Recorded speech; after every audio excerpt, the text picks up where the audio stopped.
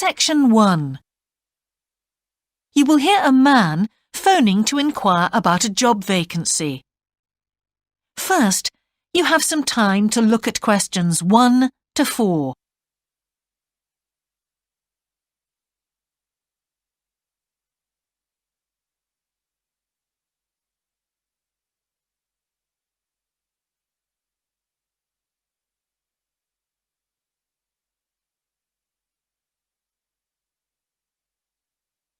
You will see that there is an example that has been done for you. On this occasion only, the conversation relating to this will be played first.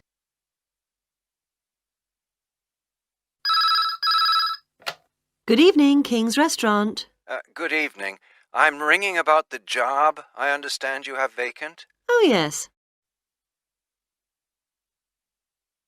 The job vacancy is at a restaurant, so a restaurant has been written in the space. Now we shall begin.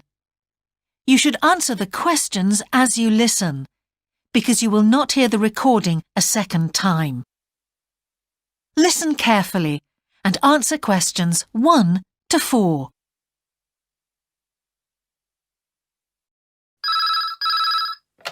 Good evening, King's Restaurant. Good evening. I'm ringing about the job I understand you have vacant. Oh, yes. I'd like to find out a few more details, if I may. Yes, of course. Can I take your name? It's Peter Chin. OK, Peter. Well, if you want to ask about the job, and then if we're both still interested, we could arrange for you to come for an interview. Great, thanks. I'm afraid I missed the advert for the job, but heard about it from a friend. That's no problem at all. What would you like to know? Well, what sort of work is it? Washing up? It's answering the phone. Oh, right, fine. And not waiting at table. That'd be good. And how many nights a week would it be? Well, we're really only busy at the weekend. So 2 nights? 3, actually, so it would work out at 12 hours a week. That'd be fine. It wouldn't interfere with my studies. Are you at the university? Yes, first-year physics student. Oh, right. And because I'm not an EU national, would I need a work permit? Yes, you would. Just get your tutor to sign it. That wouldn't be a problem if I were to get the job. Where exactly is the restaurant? Well, we have 2 branches. The one we're recruiting for is in Hillsdon Road. I don't know that. How do you spell it, please? It's HILLSDUNNE Road. Got that. Thanks. Is it near a bus stop? Yes, the nearest one would probably be just beside the library. Oh, yes, I know it. That'd be fine for me. And could I ask about the pay? We're offering £4.45 an hour. That's very good. My last job was £3.95 an hour. Before you hear the rest of the conversation, you have some time to look at questions 5 to 10.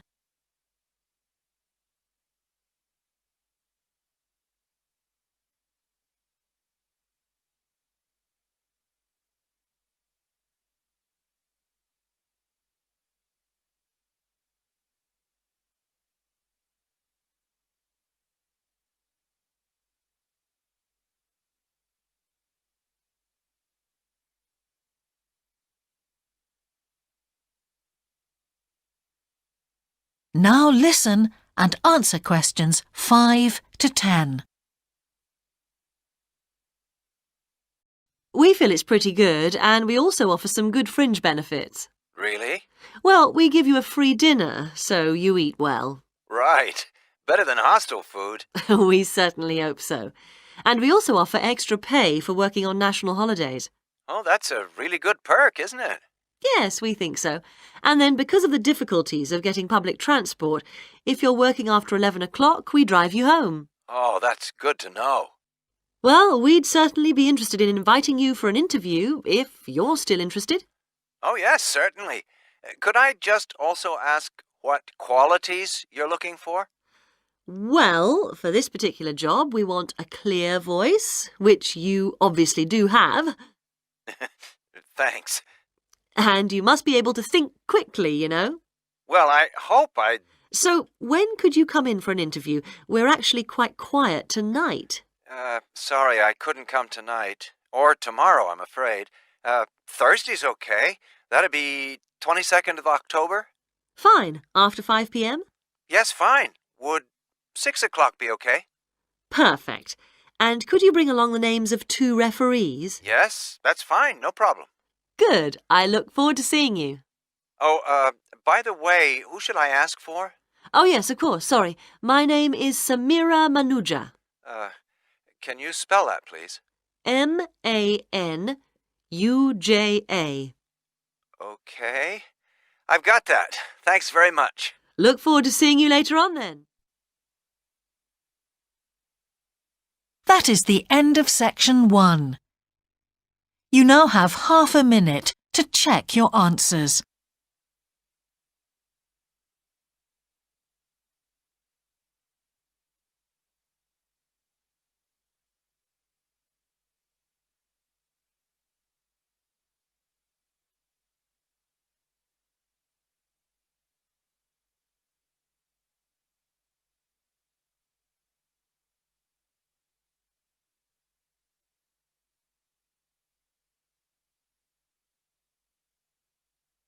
Now turn to section 2.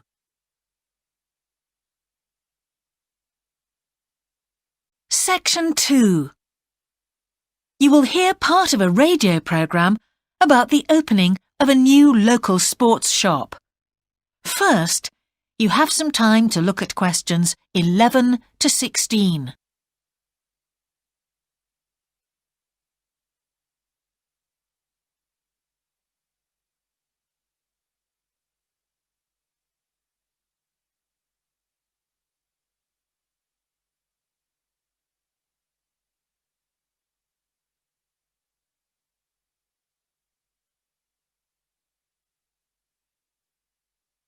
Now listen carefully and answer questions 11 to 16. Now we go to Jane, who is going to tell us about what's happening in town this weekend. Right, thanks, Andrew. And now on to what's new. And do we really need yet another sports shop in Bradcaster? Well, most of you probably know Sports World, the branch of a Danish sports goods company that opened a few years ago. It's attracted a lot of custom, and so the company has now decided to open another branch in the area. It's going to be in the shopping centre to the west of Bradcaster, so that will be good news for all of you who found the original shop in the north of the town hard to get to. I was invited to a special preview, and I can promise you, this is the ultimate in sports retailing. The whole place has been given a new minimalist look with the company's signature colours of black and red. The first 3 floors have a huge range of sports clothing as well as equipment. And on the top floor, there's a cafe and a book and DVD section. You'll find all the well-known names, as well as some less well-known ones. If they haven't got exactly what you want in stock, they promise to get it for you in 10 days. Unlike the other store, where it can take up to 14 days. They cover all the major sports, including football, tennis and swimming. But they particularly focus on running, and they claim to have the widest range of equipment in the country. As well as that, a whole section of the 3rd floor is devoted to sports bags, including the latest designs from the States. If you can't find what you want here, it doesn't exist. Before you hear the rest of the programme, you have some time to look at questions 17 to 20.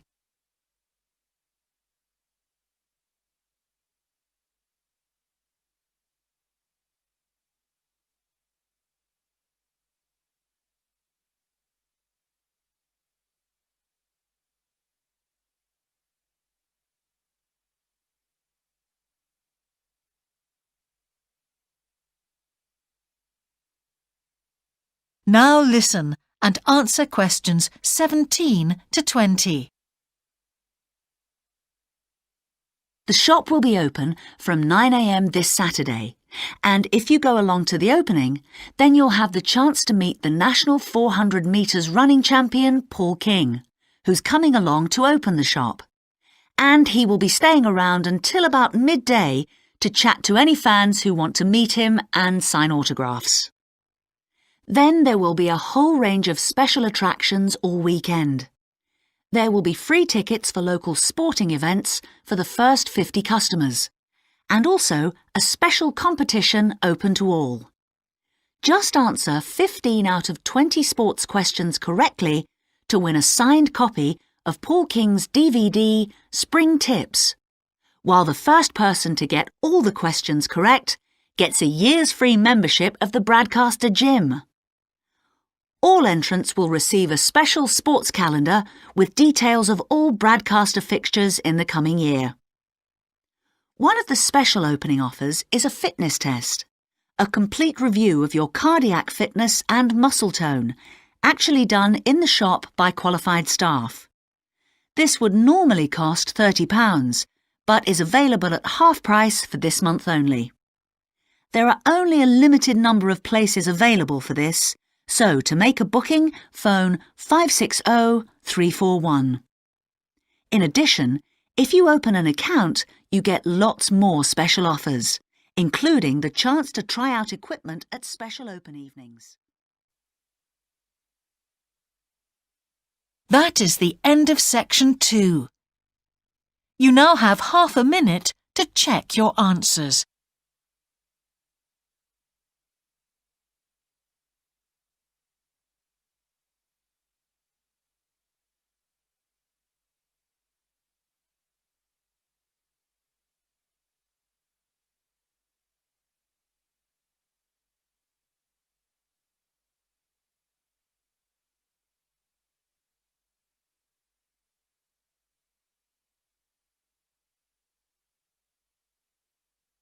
Now turn to section 3.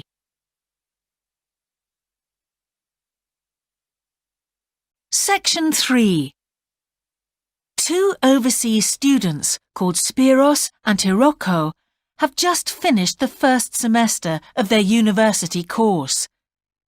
They are discussing with their English language teacher how they coped with the course. First, you have some time to look at questions 21 to 25.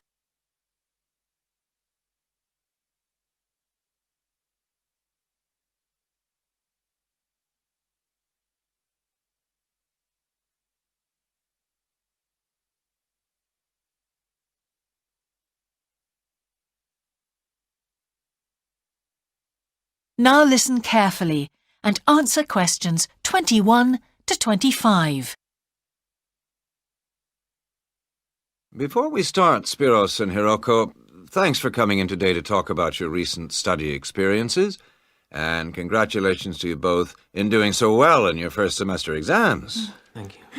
I'd like to discuss with you the value of the English for Academic Purposes course you did here last year before starting your university course. Spiros, if I could start with you, what parts of the program have now proved to be particularly valuable to you? I think that having to do a seminar presentation really helped me. For example, a couple of weeks ago in our marketing subject, when it was my turn to give a presentation, I felt quite confident. Of course, I was still nervous, but because I had done one before, I knew what to expect. Also, I know I was well prepared, and I had practiced my timing. In fact, I think that in relation to some of the other people in my group, I did quite a good job, because my overall style was quite professional. What about you, Hiroko? That's interesting. In my group, I was really surprised by the way the students did their presentations. They just read their notes aloud. Can you believe that? They didn't worry about their presentation style or keeping eye contact with their audience. And I remember that these things were really stressed to us in the course here.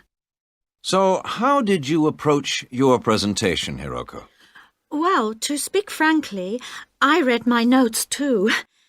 At the time, it was a relief to do it this way, but actually when I had finished, I didn't feel any real sense of satisfaction. I didn't feel positive about the experience at all. That's a pity. You know, although I was pleased with my presentation, I am not so pleased with my actual performance right now in the tutorials. During the whole semester, I've not said anything in our tutorial discussions. Not a word. Really, Spiros? Why's that? Do the other students talk too much? It's partly that, but it's mostly because I have had no confidence to speak out. Their style of speaking is so different. It's not the style we were used to during the course. They use so many colloquialisms. They're not very polite, and sometimes there seems to be no order in their discussion. Also, they are very familiar with each other, so because they know each other's habits, they can let each other into the discussion. You're right, Spiros. I've experienced that too. Before you hear the rest of the conversation, you have some time to look at questions 26 to 30.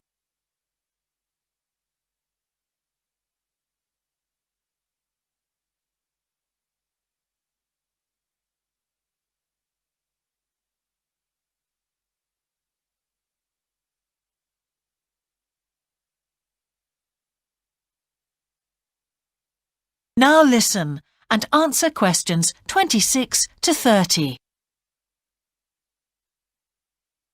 For most of this semester, I've said absolutely nothing in tutorials. But recently, I've been trying to speak up more, and I just jump in. And I've noticed an interesting thing. I've noticed that if they thought my point was interesting or new, then the next time they actually asked for my opinion.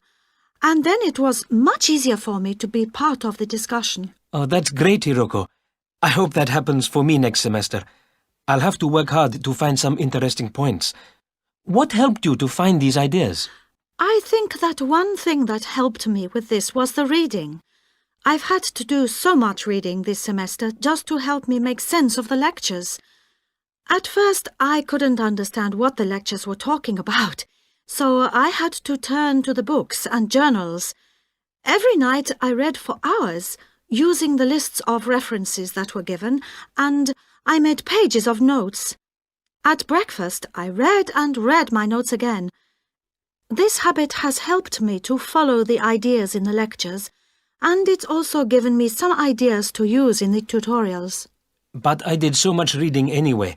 I don't think there's any time left over for anything extra. My reading speed is still quite slow, though I'm much better at dealing with vocabulary than I used to be. What else do you think we could add to the course program to help with this reading problem? There's not really anything because it's my problem. I remember we were given long articles to read. We didn't like that, but now I realize that reading those long articles was good preparation for the things I need to read now. Also, in class, we regularly had speed reading tasks to do, and we kept a record of our reading speed, so the teachers were encouraging us to work on that. That's true, Spiros, but what we read could have been different. Sometimes in the English class, I felt frustrated when I had to read articles about the environment or health or education, because I wanted to concentrate on my own field, but we didn't read anything about engineering. So I think I wasted some time learning vocabulary I didn't need. But surely the strategies you were taught for dealing with that vocabulary were helpful? Yes, but psychologically speaking, I would have felt much better working on reading from my own field. What do you think, Spiros? Oh, I agree. That would have helped my confidence too, and I would have been more motivated. It was good, though, that we could work on our own topics when we wrote the research assignments. Okay, let's move on to writing now. That is the end of section 3. You now have half a minute to check your answers.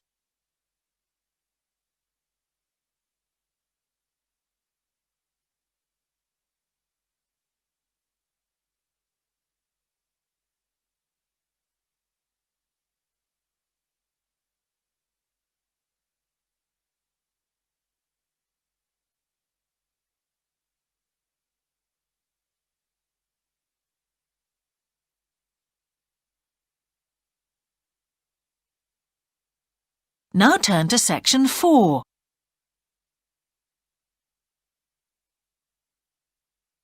Section 4. You will hear part of a lecture about a problem related to the behaviour of certain sea creatures. First, you have some time to look at questions 31 to 40.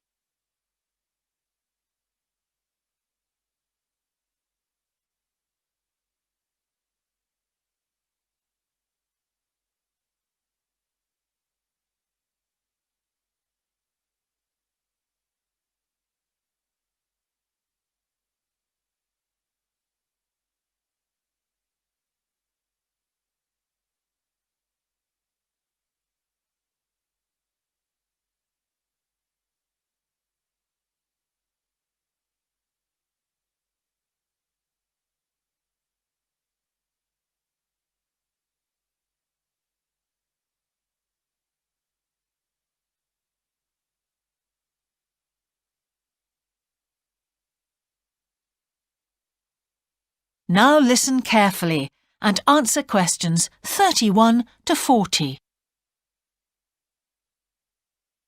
Good afternoon, everyone. Well, with some of you about to go out on field work, it's timely that in this afternoon's session I'll be sharing some ideas about the reasons why groups of whales and dolphins sometimes swim ashore from the sea right onto the beach and, most often, die in what are known as mass strandings. Unfortunately, this type of event is a frequent occurrence in some of the locations that you'll be travelling to, where sometimes the tide goes out suddenly, confusing the animals. However, there are many other theories about the causes of mass strandings. The first is that the behaviour is linked to parasites. It's often found that stranded animals were infested with large numbers of parasites. For instance, a type of worm is commonly found in the ears of dead whales. Since marine animals rely heavily on their hearing to navigate, this type of infestation has the potential to be very harmful. Another theory is related to toxins, or poisons. These have also been found to contribute to the death of many marine animals. Many toxins, as I'm sure you're aware, originate from plants or animals. The whale ingests these toxins in its normal feeding behaviour, but whether these poisons directly or indirectly lead to stranding and death seems to depend upon the toxin involved. In 1988, for example, 14 humpback whales examined after stranding along the beaches of Cape Cod were found to have been poisoned after eating tuna that contained saxitoxin, the same toxin that can be fatal in humans.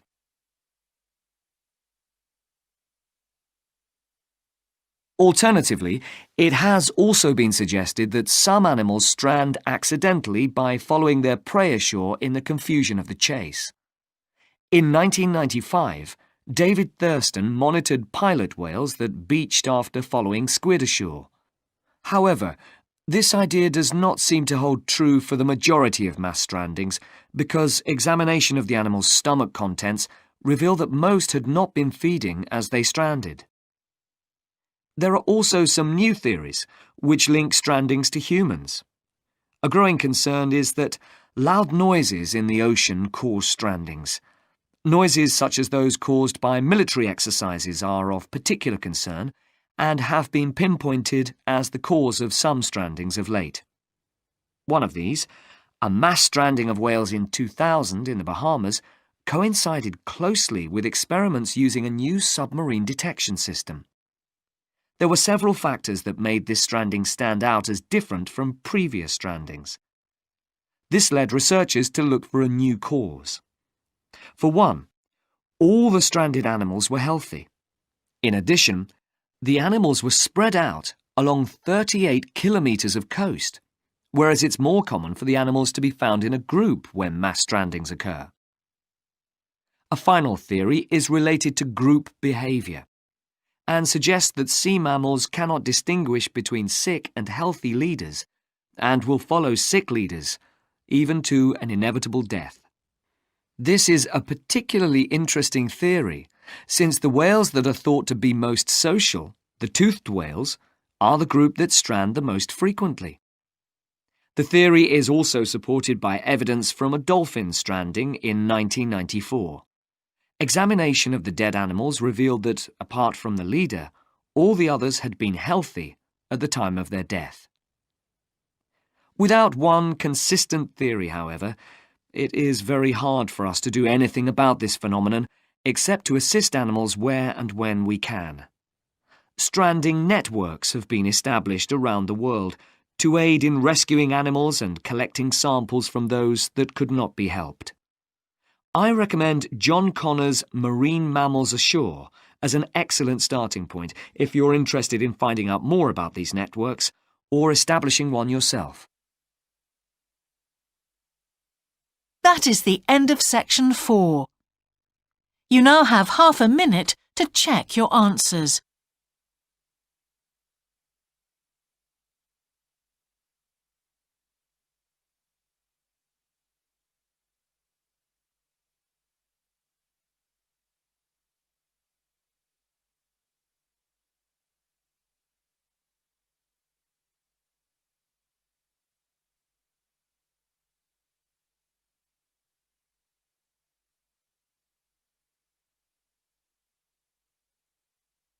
That is the end of the listening test. In the IELTS test, you would now have 10 minutes to transfer your answers to the answer sheet.